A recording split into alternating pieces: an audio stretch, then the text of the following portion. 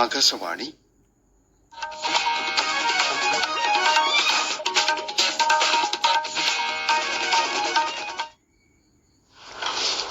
നമസ്കാരം. പ്രാദേശിക വാർത്തകൾ വായിക്കുന്നത് അനിൽ ചന്ദ്രൻ. പ്രധാന വാർത്തകൾ. രാഷ്ട്രപിതാവ് മഹാത്മാഗാന്ധിയുടെ 156ാമത് ജന്മദിനം ഇന്ന്. ആഗോളതലത്തിൽ അഹിംസാ ദിനാചരണവും ഇന്ന്. തിന്മയുടെ മേൽ നന്മയുടെ വിജയം ഉദ്ഘോഷിച്ച് രാജ്യമെമ്പാടും ഇന്ന് വിജയദശമി ആഘോഷിക്കുന്നു. കേന്ദ്ര ഗവൺമെന്റ് ജീവനക്കാരുടെയും പെൻഷൻകാരുടെയും ക്ഷാമബത്ത 3% വർദ്ധിപ്പിച്ചു. കേന്ദ്രം സംസ്ഥാന ഗവൺമെന്റുകൾക്ക് 1,01,603 കോടി രൂപ പ്രത്യേക നികുതി വിഹിതം അനുവദിച്ചു. സാമൂഹ്യ ഐക്യദാർഢ്യ പക്ഷാചരണം മുഖ്യമന്ത്രി പിണറായി വിജയൻ ഉച്ചകഴിഞ്ഞ് കാഞ്ഞങ്ങാട്ട് ഉദ്ഘാടനം ചെയ്യും.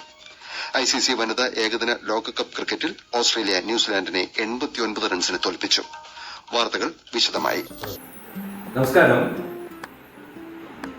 ഇന്ന് ആകാശവാണിയെ കുറിച്ച് ആണ് സംസാരിക്കുന്നത്. ആകാശവാണിയെ കുറിച്ച് അറിയാത്തവരായി പഴയ തലമുറയും പുതിയ തലമുറയ്ക്കും എല്ലാം ആകാശവാണിയെ കുറിച്ച് അറിയാം. എന്നാൽ ഇപ്പോൾ പുറത്തു വരുന്ന ഒരു വാർത്ത, ആകാശവാണി കോഴിക്കോട് നിലയത്തിന്റെ 6:45 വാർത്താ പ്രക്ഷേപണം ഈ വരുന്ന ഫെബ്രുവരി 31 ഈ നിലയ്ക്കുകയാണെന്നുള്ള വാർത്തയാണ് പുറത്തു വരുന്നത്.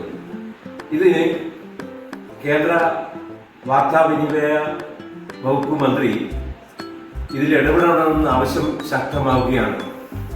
ആകാശവാണി പ്രാദേശിക വാർത്തകൾ 6:45 ഏകദേശം എല്ലാവരും, ഈ പുതുതലമുറയും പഴയ തലമുറയും ഇപ്പോഴും കേട്ടുകൊണ്ടിരിക്കുന്നതാണ്.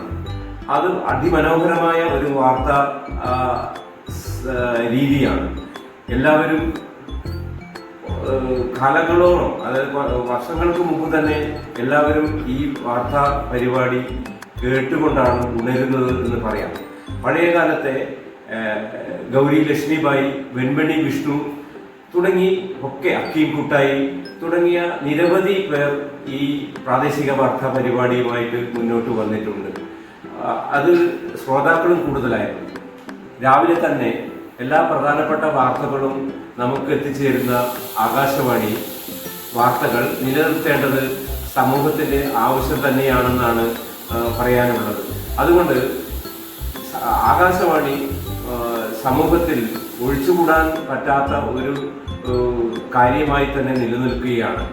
ദൂരദർശന്റെ പരിപാടിയായാലും ഒക്കെ തന്നെ ഒരു കാലത്ത് ആകാശവാണി ജനഹൃദയങ്ങളിൽ ഏറ്റവും കൂടുതൽ സ്ഥാനം പിടിച്ച ഒരു സംഭവമായിരുന്നു.